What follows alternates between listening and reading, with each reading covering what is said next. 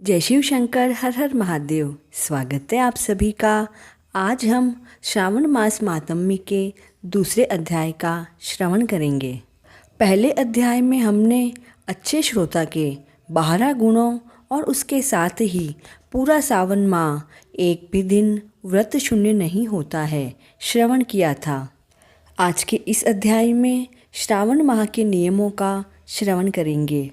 शंकर जी ने सनत कुमार से कहा, हे महाभाग ब्रह्मपुत्र, आप अत्यंत ही नम्र हैं, सभी गुणों से युक्त श्रोता हैं। श्रावण मास के बारे में आपने जो पूछा वह प्रसन्नता से मैं आपसे कहता हूँ।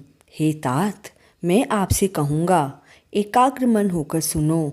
योगी को श्रावण मास में नियम से रहकर मनुष्य 4 बजे सायंकाल भोजन करे।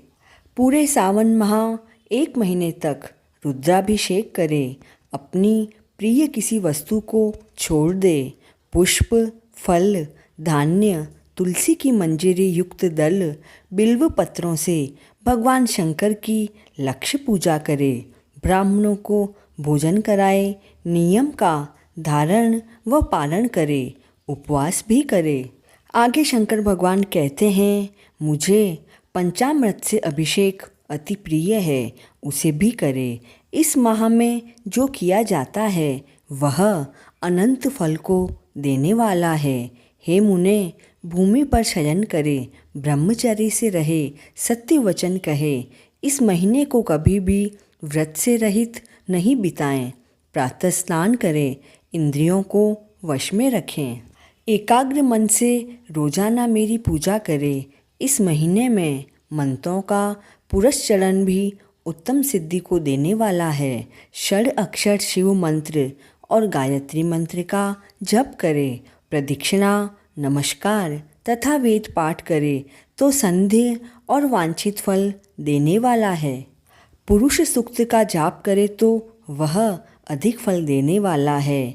गृह यज्ञ, कोटि होम, लक्ष्य होम तथा अयुत होम करने पर निश्चय ही फलता है और इच्छित फल को देने वाला होता है। जो इस महीने में 1 दिन भी व्रत नियम से रहित व्यतीत करता है वह महाप्रलय तक घोर नरक में जाता है। जैसा यह महीना मुझे प्रिय है वैसा मुझे कोई भी प्रिय नहीं है। फलों को देने वाला तथा निष्काम मनुष्य को किया हुआ कर्म मोक्ष के फल को देने वाला है। हे सतम, उस समय जो धर्म कहे गए हैं उनसे मुझसे सुनो। रविवार को सूर्य का व्रत, सोमवार को मेरी पूजा कर भोजन करे। श्रावण महीने के पहले सोमवार से प्रारंभ होकर 3.5 महीने तक होने वाला संपूर्ण कामना की अर्थ सिद्धि को देने वाला रोटक नाम का व्रत होता है। मंगलवार के दिन मंगला गौरी का व्रत होता है। बुधवार के दिन बुध का व्रत, बृहस्पतिवार को बृहस्पति का व्रत, शुक्रवार को जीवंतिका देवी का व्रत होता है। हनुमान तथा नरसिंह का शनिवार को व्रत कहा गया है। हे मुने, अब अन्य तिथियों में होने वाले व्रतों को श्रवण करो। श्रावण मास के शुक्ल पक्ष की द्वितीया को औदुंबर नाम का व्रत होता है। श्रावण मास की शुक्ल पक्ष तृतीया को गौरी नामक व्रत होता है। श्रावण शुक्ल चतुर्थी को दुर्वा गणपति नामक व्रत किया जाता है। हे मुने, इसी का अन्य नाम विनायक चतुर्थी व्रत भी है। श्रावण शुक्ल की पंचमी में नाग पूजन में उत्तम कही गई है। षष्ठी के दिन सुपोदन नामक व्रत और सप्तमी को शीतला देवी का व्रत होता है।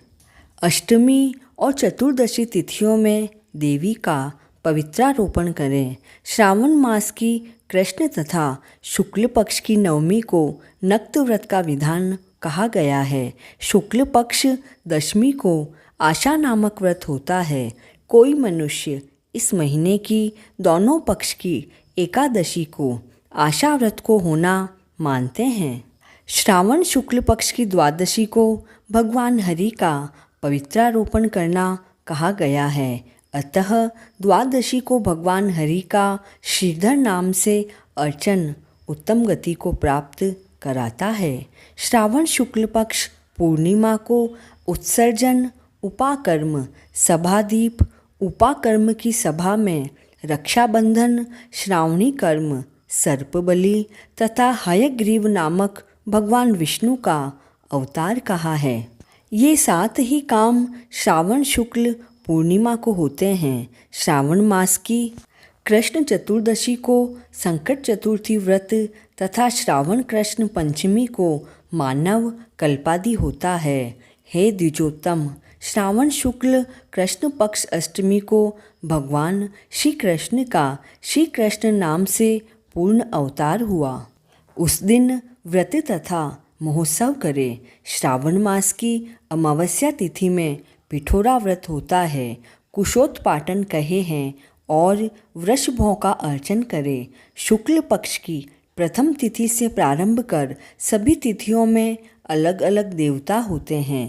प्रतिपदा तिथि के अग्नि, द्वितीया के ब्रह्मा, तृतीया के गौरी, चतुर्थी के गणनायक, पंचमी के सर्प, षष्ठी के स्कंद, सप्तमी के सूर्य, अष्टमी तिथि के भगवान शिव हैं, नवमी तिथि की दुर्गा, दशमी के यम और एकादशी के विश्वदेव स्वामी हैं। द्वादशी के भगवान हरि, त्रयोदशी के कामदेव, चतुर्दशी के शिव, पूर्णिमा के चंद्रमा स्वामी हैं।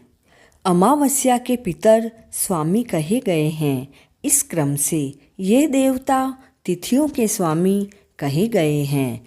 जिस देव की जो तिथि है उस तिथि में वह देवता अर्चन योग्य कहा गया है। हे मुने, इस मास में प्राय अगस्त नक्षत्र का उदय होता है। मैं उस समय को कहता हूँ, एकाग्र मन से आप श्रवण करें। सिंह राशि पर सूर्य के संक्रमण के दिन 12 अंश 40 घड़ी बीत जाने पर अगस्त ऋषि का उदय होता है। अगस्त ऋषि के लिए 7 दिन पूर्व ही से अर्घ्य दें। 12 मास में सूर्य नारायण अलग अलग नाम से तपते हैं। श्रावण मास में गर्भस्थ नाम से तपते हैं। उनका पूजन भी इसी महीने में भक्ति द्वारा तत्पर होकर करें। श्रावण में साग का त्याग, भाद्रपद में दही का और आश्विन महीने में दूध और कार्तिक मास में दाल का त्याग करें। हे मानद, यह आपसे मैंने अति संक्षेप में उपदेश किया है। हे मुनि श्रेष्ठ, इस मास में होने वाले व्रत और धर्मों को सविस्तार रूप से वर्णन कोई 100 वर्षों में भी नहीं कर सकता है। मेरे पित्यर्थ या भगवान हरि के पित्यर्थ संपूर्ण व्रत करे।